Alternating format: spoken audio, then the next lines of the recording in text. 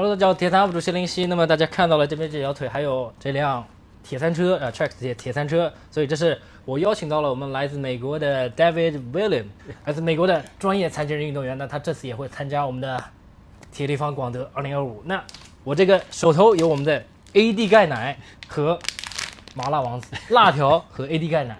那我们先来请他品尝一下我们童年的小零食，然后让他给我们讲一讲他是怎么样用不同的装备来应对铁三不同的环境的啊。那到时候我们也可以在比赛现场看一看。Well, so David, this one is called AD milk. AD milk. To be honest, can be AD calcium milk. AD calcium milk. Okay. Yes, every Chinese children drink this one since they are children. Yes, and it's very good taste. So this is like Chinese tradition or Yes. childhood. Yes, I love it. it's our childhood for sure. I love this. It's kind of like a sweet drink. Okay. I want to see your comment. If you like it, I'm gonna leave all of them to you. So like every childhood drink, it's gonna be sweet. Every children, yes. Last time I bought this 80 Gainai and I drink it and I got stomach. I don't know why. Maybe just because my childhood already away from me. Oh, well, I'm older than you, so hopefully this doesn't hurt my stomach. Cheers. Cheers. Oh, wow. How that? That is good. Okay. Right? Mm. You wanna carry your box back to America? I mean, I kind of feel like I have to. Yeah, that is delicious. I could see how more than one of them could be a problem, but Yeah. this is delicious. Good. But maybe you can grab one bottle, put it in your box in your luggage to your wife to have a taste. My wife, I think, would love this. She's a fan of sweet things, so this would be absolutely perfect. All I right. appreciate it. All right, let's read this name. Try to remember it, right? The first, you know that. AD, This one is Gai, calcium. Gai. calcium, guy, Gai. guy, Nai. Nai is milk. nai, Yeah, so put them together. AD Gai Nai. AD, guy, nai. Good. Okay. And it look like that. Perfect. All right. So whenever I see this in the store, if I go into a Chinese supermarket at home, Yeah, you can buy this one. Yeah. Can guess the price per bottle. hopefully it's low. I would, 50 cents? 20 cents. 20 cents. Okay, Yes. that's even better. Because we bought this one bottle, this should be 6 RMB. Yeah, it should be less than $1. Wow, Less okay. than $1 So in the US, it'll easily be like $3 for one bottle, right? for one bottle. A whole pack would probably be like $12. Yeah. All right, this one is. I think I buy the very spicy one, but it's actually just written as little spicy. Little spicy, okay. Yes, but you can still try that. This is a new brand, but very famous in China recently. This one called 辣条. Latio. Yeah, 辣条. La is for spicy. Okay. Yeah, 条 is things like the stick. I'll give you a try. So it's like a spicy stick. Yes, made of the flour. Yeah. It's spicy and sweet, but I'm not sure everyone like it. Good texture. Great texture. Yeah, interesting. Great flavor. It takes a little bit to hit the tongue. You got to chew it a few times to get the flavor. I like it. What I would say is I would love to try the next level of spice. So for this stuff is as much as you eat, it will get more spicy. Spicy and spicy. And in the end, if you have all of this, you'll be not spicy. It's delicious. I love the flavor of it. I think I could take the next level. All right, and next time I can buy the very spicy one for you. After race day, nothing new before the race, right? You got to try everything new for you in China, right? All the cuisine. I love it. I love it. Absolutely. But it's been a wonderful experience every time that I've gotten something and tried something new. Everything has been delicious. Last night's dinner was great. This is actually surprisingly good. Yeah. Got little red chili flakes on it. This is delicious. I'm gonna have to take a picture of this and look for it. I have to remember the name for that, 辣条. Latio. Yeah, you get in the shop like this, you say 辣条, and they will take you to there. Okay. Yeah. That is delicious. So, do these together mix well? You can try, but let's say Remember last night how to say cheers in Chinese? Kanbei. Yeah, to the camera. Kanbei. Yeah, and together. All right, then it's about the story time about your leg. I am, as you can see, a below knee amputee. I was injured in a work accident in March of 2012. I had a piece of equipment at work crush my foot. And then from there, I was subsequently diagnosed with the worst chronic pain condition known to medical science. It's called Complex Regional Pain Syndrome, All right. or CRPS for short. CRPS felt like I was being constantly lit on fire and stabbed repeatedly. Felt like my leg was being crushed in a vice. It lasted that way for about just over 8 years. During the first 6 years, I had multiple surgeries trying to fix my foot after the crush. You mean the foot remain on your... Yeah, All right. so I was forced to do a thing called limb salvage, where they don't amputate your foot, they try and fix it. Yep.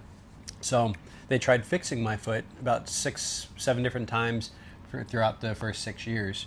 And after each one of those surgeries, that nerve condition, complex regional pain syndrome, would spread higher and higher up my leg. All right. So it stopped like around the mid part of my thigh. And I wasn't able to touch my leg. I wasn't able to put like a sheet of a bed, of a blanket on my leg because it felt like it was sandpaper ripping off burning skin. All right. I would just jerk violently in pain every night. In 2018, I was given the opportunity to amputate. I was given a 99% chance to have all my pain go away if I elected to amputate. Amputate, yeah. So I said, I think anybody would go and move forward with a 99% chance. My dream was to run again. Yeah. So I wanted to put my dream before everything. So I decided to amputate. Okay. Unfortunately, the amputation went absolutely terrible.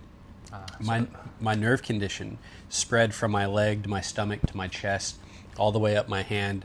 I wasn't able to hold my girlfriend's hand. It's only the left side. Only the left side, yeah. All right. I couldn't go to the dentist and have a dentist clean my teeth without having my surgeon sign a release of liability because they were worried about the complex regional pain syndrome spreading into my face and into my brain. Yep. So at that point, they were starting to throw around words like long-term medical care. Doctors were getting me ready for long-term medical care. So it sounds like you are the 1%. Oh yeah, I had stage 3 complex regional pain syndrome. To my knowledge, I'm the only one that's made this much of a comeback. Typically, when you get to that point, you don't make a comeback. Yeah. You live with it, or it shuts you down and you die. So I had the amputation. The amputation went terrible. I wasn't able to wear a prosthetic. I had doctors getting me ready for long-term medical care. And then I ended up meeting a surgeon in Oklahoma. And he worked with people that were in the military predominantly. I flew out to see him. At that time, I was living in California in the Los Angeles area. So I flew out to see this doctor. I begged him to see me. And he told me that I had the worst form of complex regional pain syndrome that he'd ever seen. And that he had to put me back together like I was one of the soldiers that he treated that stepped on an IED. So he ended up rebuilding my leg. So they broke off a piece of my tib, they broke off a piece of my fibula, and then they made a bone bridge out of that bone. Then they unsheathed the skin from my tibia and then connected it to the bone bridge and then put it along my fibula. So after a period of time, my leg, if you think about your tibia and your fibula, it's now shaped like an A-frame. Okay. So I could bear weight on the distal end of my residual limb. And then to help with the complex regional pain syndrome, they did a surgery called targeted muscle reinnervation, or TMR. And what that is they detached the nerves. They guessed where the injured site of my nerves was, and they detached my nerves right above that, and they stuffed it into the nearest muscle. And then from there, that bypassed pain receptors in my brain and created new neural pathways, which is essentially how I'm out of pain now. So complicated. From 2012 to 2020, I was in a massive amount of pain. I was hardly able to walk, and when I did walk, it was not normal. I would walk on the side of my foot because everything on the bottom of my foot was just destroyed from the surgeries. I would use a cane, I would use a walker, I would use crutches, I would use a wheelchair. And then July 3rd of 2020, I took my first steps. So I'll back up a little bit. I had my second amputation March 15th of 2020. We all know what happened March of 2020, Yep. right? COVID shutdowns. Yep. So Los Angeles, where I'm from, shut down March 18th. I was in Oklahoma having my surgery. Okay. So I ended up having to fly home by myself after a long 7-hour surgery of reconstructing this limb. And then doctor's offices during that time were closed. Physical therapy offices were closed. I had to manage all my own wound care management and my pain management, all my desensitization, stuff from my leg. I had to teach myself how to walk again, which I did, like I said, July 3rd. And then I ended up buying my first running blade. And then November 15th of 2020, I ran for the first time in over a decade. So, and now I'm here racing with Team USA. I'm currently ranked 3rd in the country in my category. I also race in Ironman 70.3. I've done some of the hardest races in the world, like Norseman. I'm gearing up for Patagon Man in Patagonia, Chile in December. And now here having fun with you guys. Yes. So, yes. Yeah. That's the time to drink that AD guy night to Yeah. make all the bad memory happy again. yeah, well, it's Yeah. all good memories. What I learned is that accident happened for me, and it was the greatest gift that I've ever been given. It was a very hard thing to navigate, but I needed that to happen. Yeah, so that's the word, that's the sentence. Those things that not kill you makes you stronger. man. Absolutely. Come Yeah. on. Yeah. Absolutely. We're all going to go through those hard times, right? But it's those hard times that tend to define us and our character. And for the right person, it's rocket fuel. Yes. So, When did you mentioned that at 2012 this accident happened. So when you already 38, right? then in 2012, I was 25. I had just turned 25 years old. Yes. And now you're 38. Correct. So when you start to do the maybe marathon or triathlon, when? I started doing that after I started running again. So Okay. I did my first triathlon. What was it, 2021? 1-on-1. Yeah. All right. So before you're 25 years old, you did not do any sports? Oh, no. What the hell? I was going to school to be a paramedic firefighter. So I wanted to be a firefighter. All right. So I was going to the gym a lot. I was working out, but I'd never ran a 5K, never done anything like that, never did a triathlon. I knew how to swim, meaning that like I knew how to not drown in a pool. Yes. All right. But like I've never swam like I did now. I've kind of, I don't want to say I've taught myself how to swim because I have a lot of great coaches that have helped me out in designing plans. But the way that I've taught myself how to swim for triathlon is just getting in a pool and figuring it out. All right. Then it sounds like all these 8 years make you like after you start running again, after you are able to run again, which got you start to want to try triathlon. Is that mean? Yeah. Is that what I mean? Absolutely, yeah. So my dream was to run again, and that's why I amputated my foot. And I started running again, right? But I feel like for me, I always want to push myself a little bit more. So it's what can I do next to challenge myself?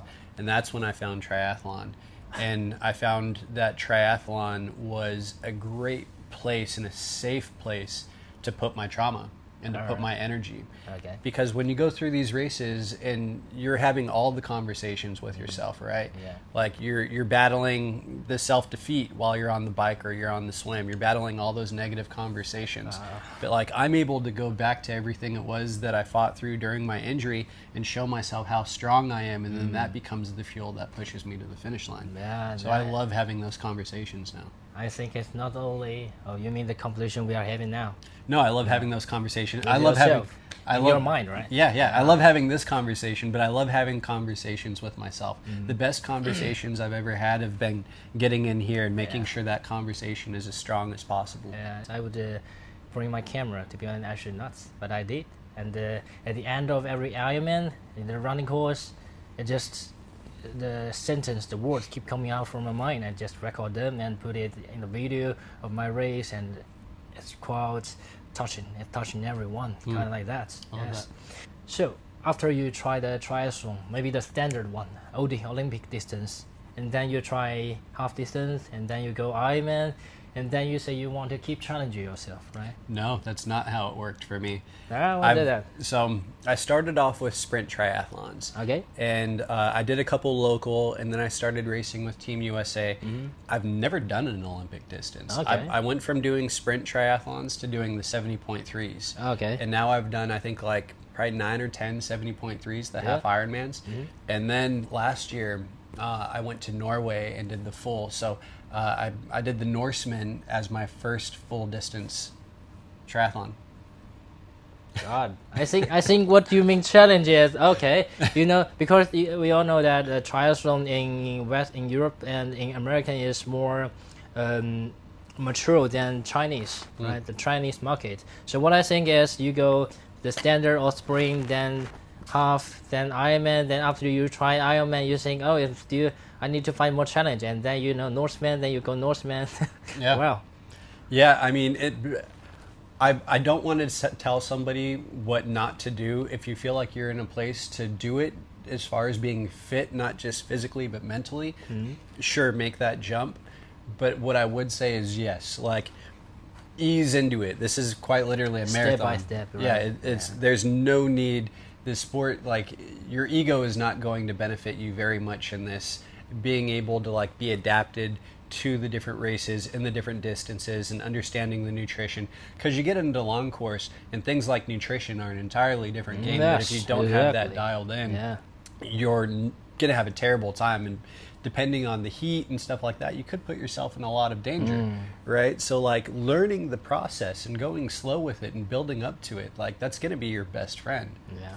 What I gonna say to our follower is that don't think anything is impossible, because if you want to do the marathon, start with marathon or start and triathlon, the first thing you're gonna do is registration, like our IQ, and the next thing is I'm gonna speak this in Chinese. Yeah. 所以关于 Norseman， 如果你们想要了解的话，我今年去了这个 Swedman 啊 ，half this 70.3的啊，这就是这个视频，如果大家感兴趣可以先了解一下。那 Norseman 大概是它的难2倍或者3倍，而且它是一个226的距离。Okay, let's continue our story. I hope you can maybe, as we have all the lag here, would you like to tell our friend that how you change and how you gonna use them during each session? Yeah. Let's do it in order. So when I swim, I'm not allowed to wear a prosthetic. Yes. So if I kick somebody with this foot, that goes real bad real quick. So World Triathlon said no adaptations to the swim. You swim how your natural body is and you make it work, right? So what I do is if it's a wetsuit legal race, Iron Cube for this race, it's not going to be wetsuit legal. So I'll have my swim kit on and I'll swim like this, right? So when I get out of the water, I pull this up. I'll have this leg. Oh, right. Yeah. You're not going to use that one.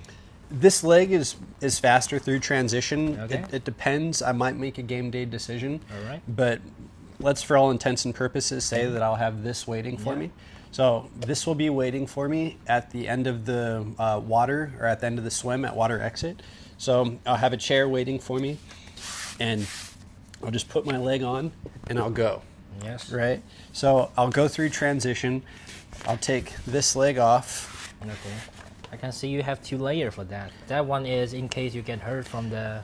No, I just forgot to take this one off. So All right. So during the race, this sleeve, this is called the sleeve. This will not be on there. I'll only use one. So just for purposes of the video. Oh, this sleeve need to put very high, right? Yeah. Because I'll sweat and it'll move around. And so this is my cycling leg.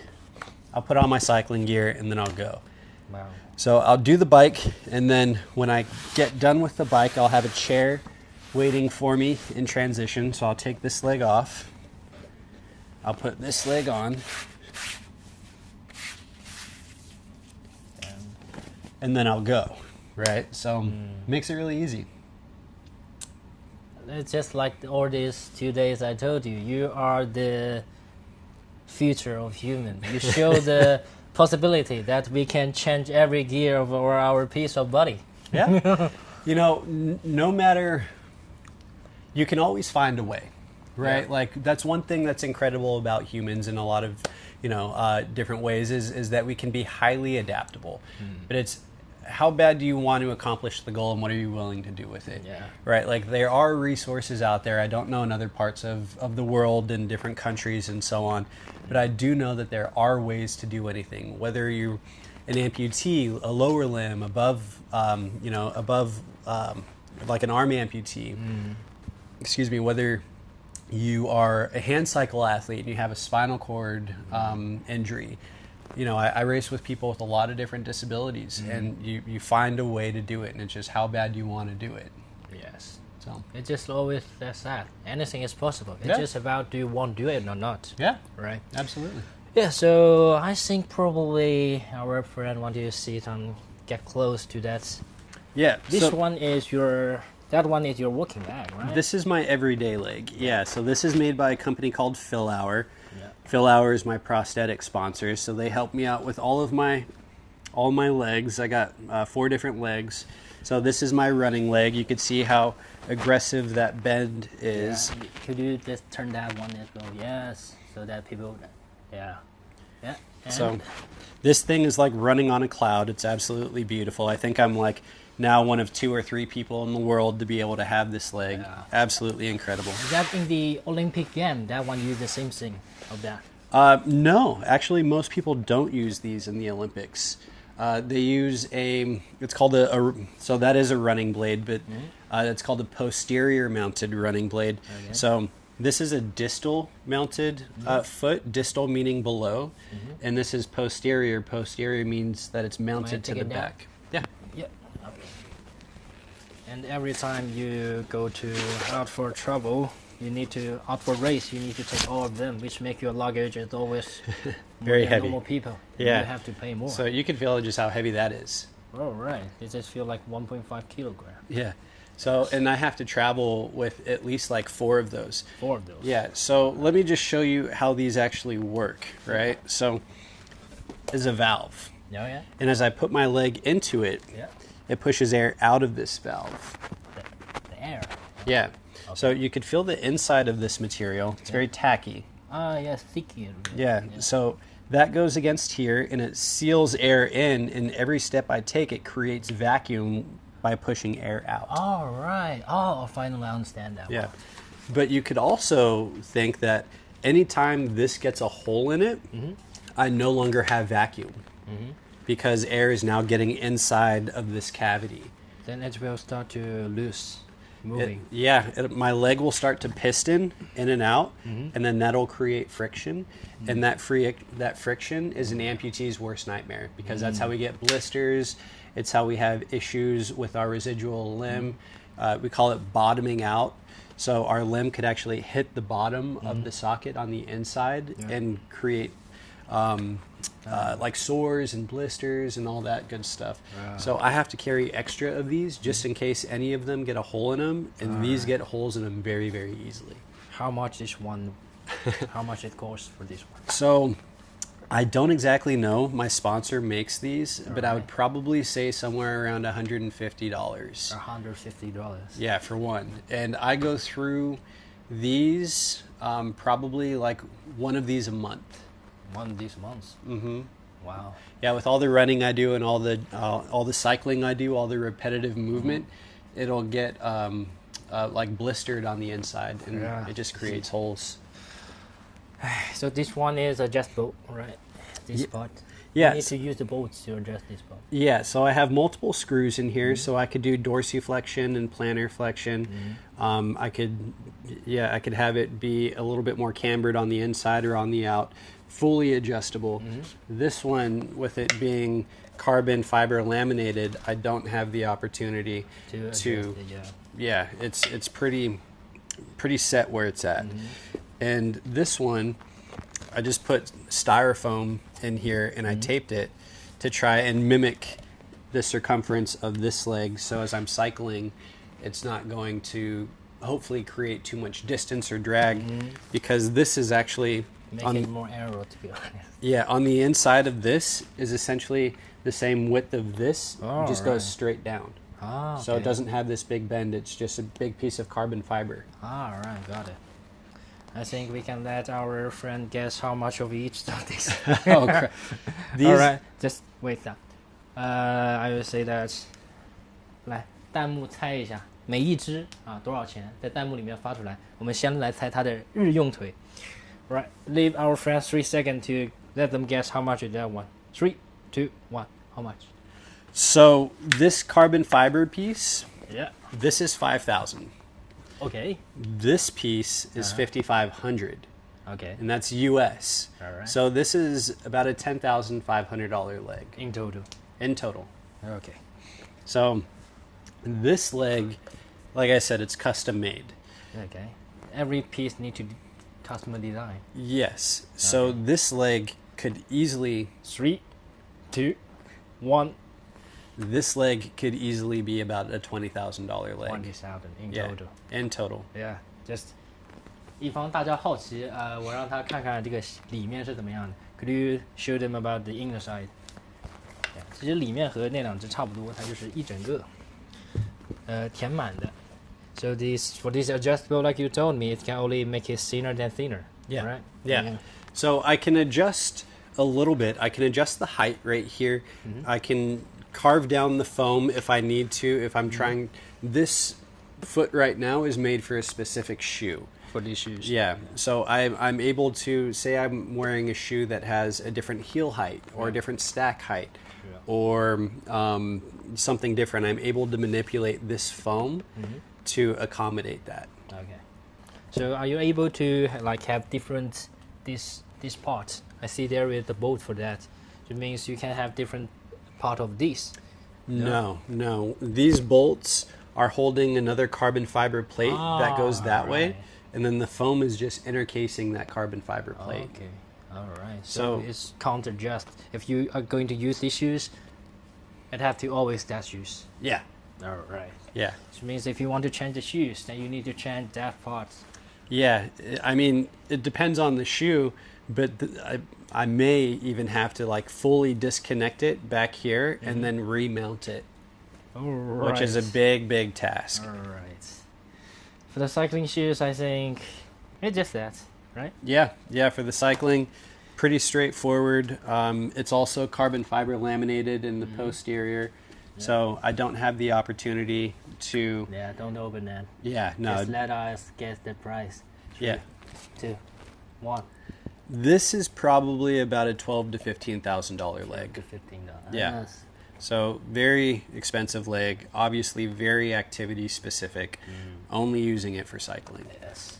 Did you ever see there is any paracyclist before? Yeah. Without leg? A paracyclist without legs? Yeah. Yeah, typically they will do like a hand cycle. All right. So, yeah, they'll do like a hand cycle or a racing wheelchair. So, a racing wheelchair, how the different modalities are used in as far as triathlon goes. And if it is for like a specific disability in terms of like spinal injury and where the injury is on the spine, some people with spinal cord injuries have a very high up injury and they don't have control of their core, and some have a lower spinal cord injury and are able to engage their core.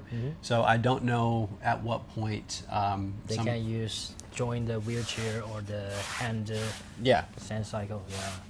So it feels like you are among the world. You are that few cyclists use that one to do that. Yeah. There's quite a bit of us that ride a upright bike. Again, it's just kind of dependent on your disability and your level of disability. But I do race. So when I race in World Triathlon, I race against people that have as much of a like injury as possible. Right? So like other below knee amputees, sometimes an arm amputee that is below the elbow.